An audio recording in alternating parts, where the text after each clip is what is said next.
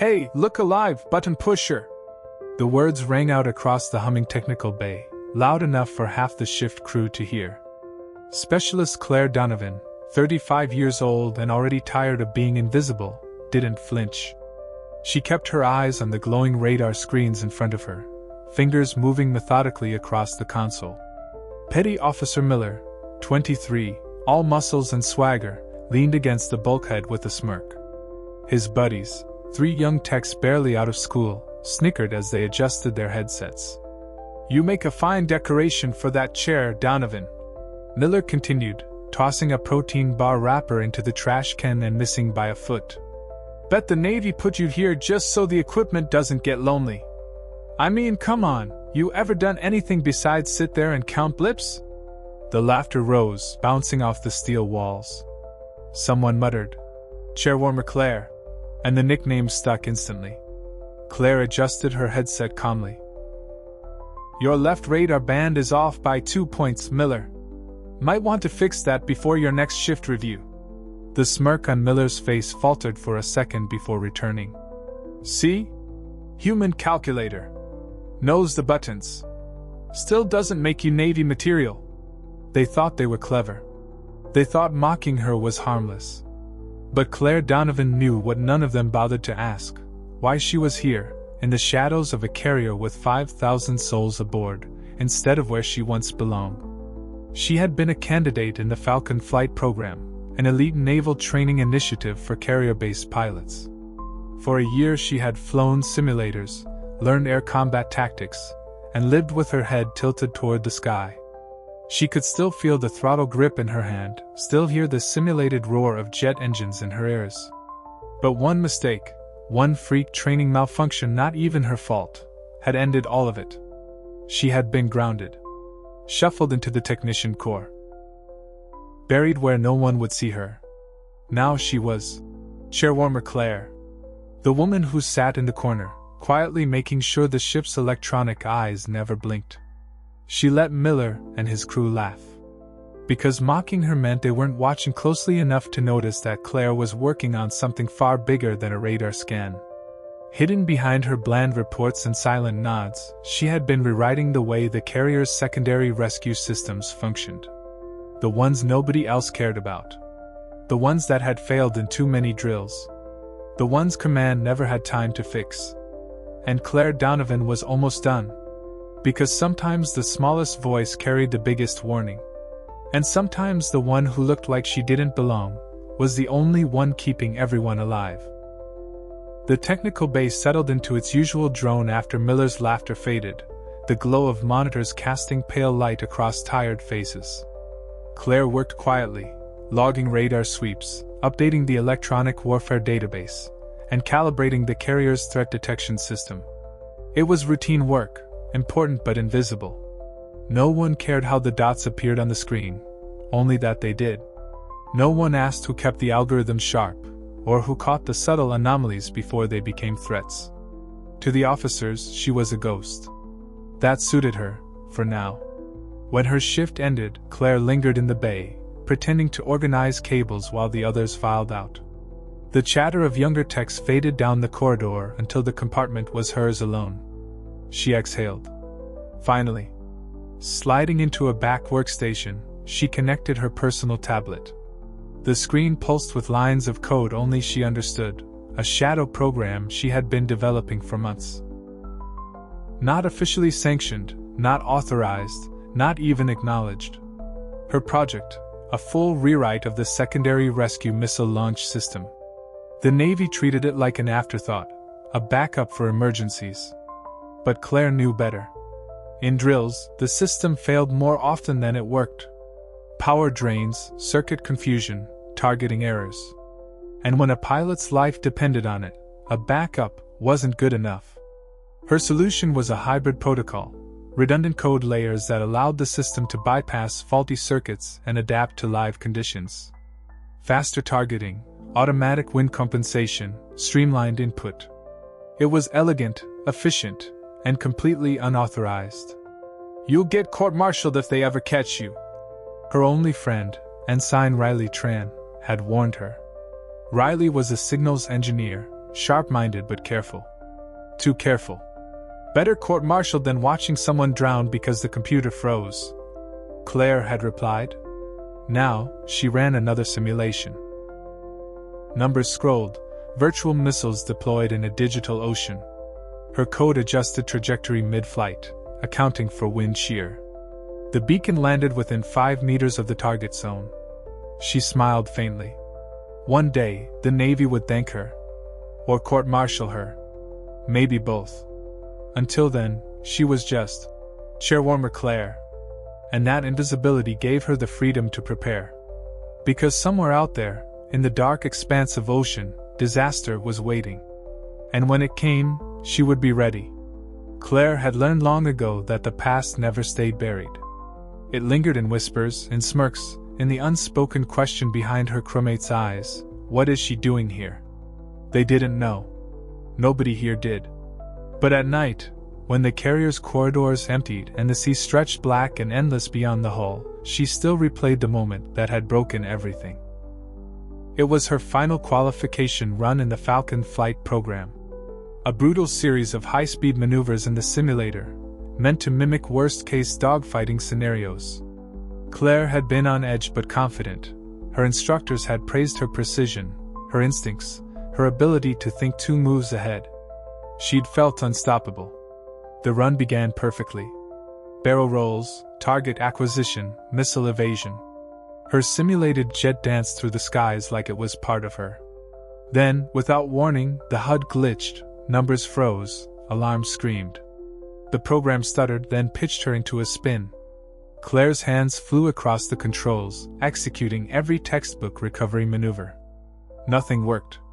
The simulator crashed hard, slamming hydraulics into shutdown. When the pod door hissed open, Claire was panting, drenched in sweat. "It wasn't me," she said immediately, voice trembling. "It was the system.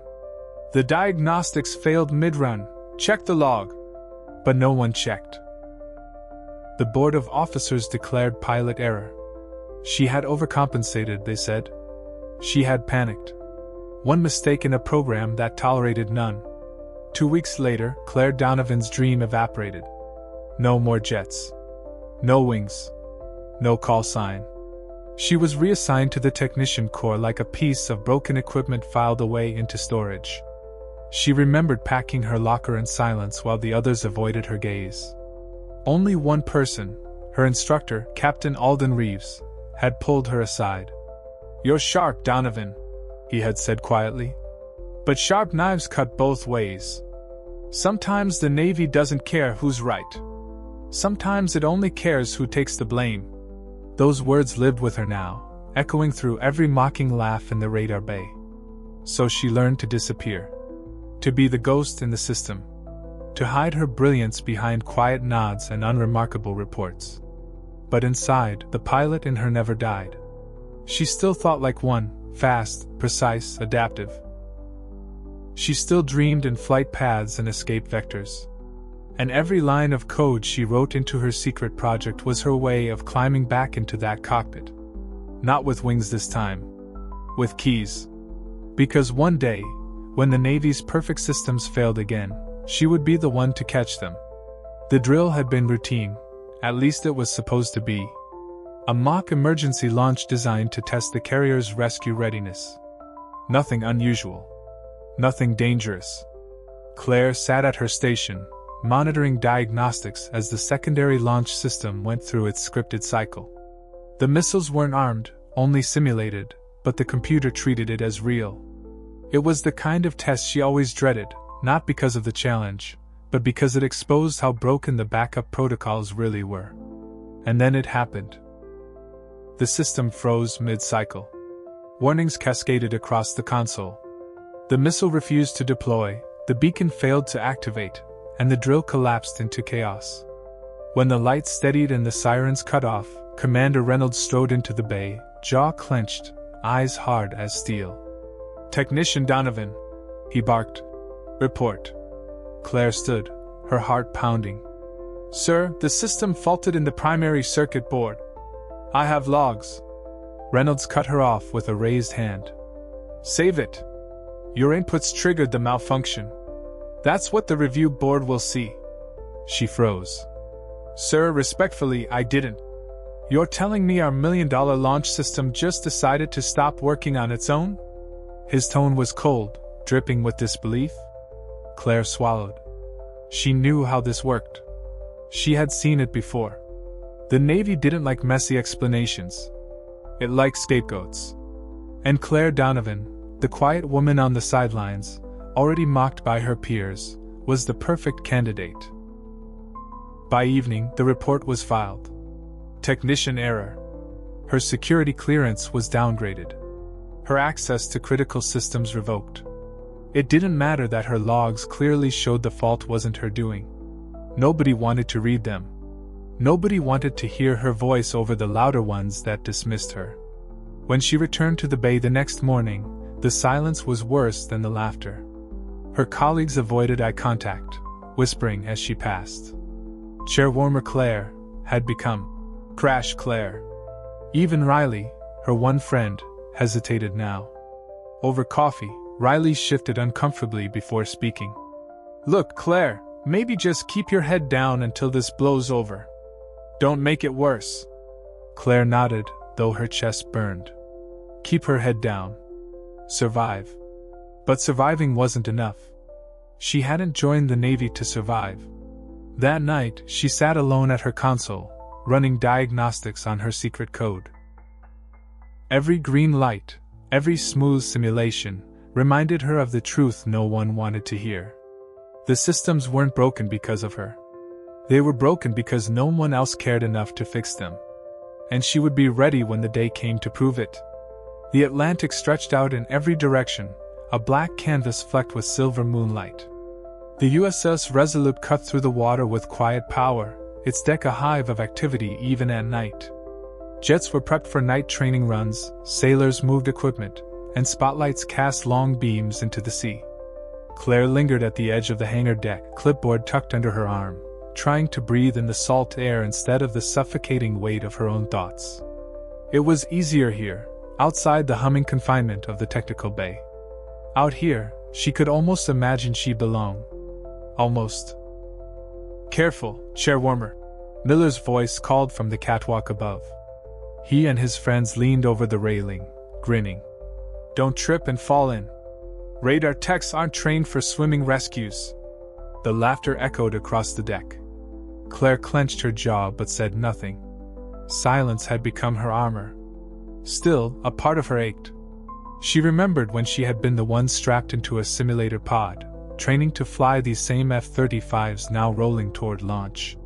She remembered the adrenaline, the pride, the way her heart had soared at the idea of touching the sky. That version of her seemed like another life. She turned away, heading back below decks when the ship's intercom crackled to life. All hands, stand by for emergency alert. Incoming distress signal detected. The air shifted instantly. Deck crew froze mid-step, then scrambled. Officers snapped commands. The hum of routine flipped into sharp, urgent motion. Claire stopped in her tracks, heart hammering. Distress signal. She jogged toward the radar bay. By the time she arrived, the room was alive with voices. Screens blared red warnings. Signal confirmed. A young technician reported. Fighter jet, Hornet 2-4, declaring Mayday. Engine failure, altitude loss. Claire's stomach dropped. A pilot was out there, in the dark, fighting for his life. Primary launch system is offline for maintenance. Another voice called. Claire froze. Her eyes darted to the secondary system panel, the one nobody trusted. The one everyone ignored. Her system. Her chest tightened as she listened to the frantic voices around her. No one mentioned it. No one even looked at it. She realized, in a sudden, painful rush, if that pilot was going to survive, it might come down to her. The command center was a storm of voices when Claire pushed through the hatch. Officers crowded around consoles, headsets pressed to their ears, words tripping over one another in panic. Confirm last transmission. Altitude dropping fast. Where the hell is primary launch control? On the big screen, A green dot wavered, then blinked in and out. The distressed jet. Each flicker was another heartbeat lost. Primary launch system still down for diagnostics. Chief Engineer Rodriguez barked, sweat beading on his brow. We can't deploy rescue ordnance until it's cleared. What about secondary? Someone called. Rodriguez shook his head. Requires level 7 authorization. Nobody on this shift has clearance.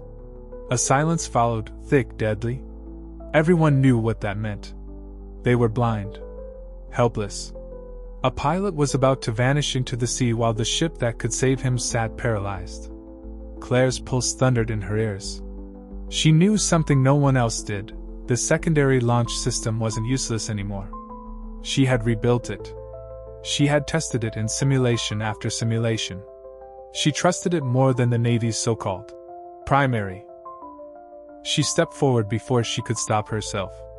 I can activate it, she said, voice sharp enough to cut through the noise. Dozens of eyes turned. Commander Reynolds, standing at the center of the chaos, looked as though she just claimed she could sprout wings. Donovan, he snapped. This is not the time for jokes. It's not a joke, sir. I've run the code. The system is operational. If you let me. You're on restricted clearance. Rodriguez cut in. You so much as touch that console, and I'll have security drag you out. Another voice chimed from the radio, shrill with static. Mayday, mayday. Hornet 2-4, engine flameout. Eject systems compromised. Losing altitude. Claire's fists clenched. She could see it. The pilot tumbling toward the freezing ocean, helpless, running out of seconds. She lifted her chin. If we waste time arguing, he's dead. Give me the console. No, Reynolds barked. Stand down, Donovan. That's an order. The room buzzed with tension. Claire's every instinct screamed to obey. She had built her life around silence, around keeping her head down. But this wasn't about her anymore. This was life or death. And Claire Donovan wasn't going to let someone die because she stayed invisible. Claire's legs moved before her mind caught up. She crossed the room, sliding into the secondary console seat. The familiar hum of dormant circuits greeted her as her fingers flew across the keys. Donovan! Reynolds' voice cracked like a whip. Step away from that console immediately! She ignored him.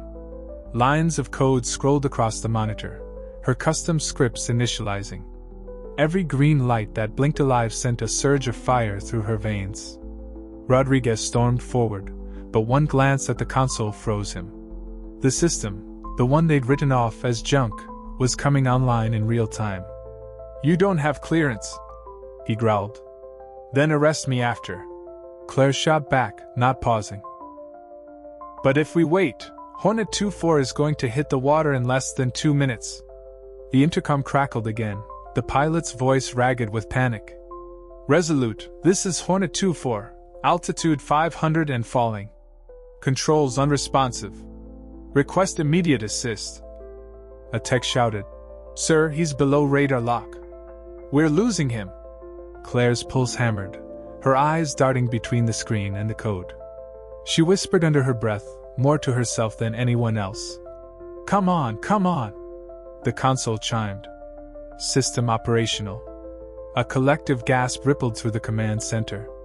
Reynolds' face hardened, torn between fury and the dawning possibility that she was right. Claire didn't wait for his approval. She keyed in the final sequence, her pilot's instincts guiding her as much as her technical skill. She could almost feel herself in that jet, fighting for breath, fighting to live. Target lock acquired, she announced, voice steady now. Rescue drone ready for launch. Rodriguez whispered. Impossible.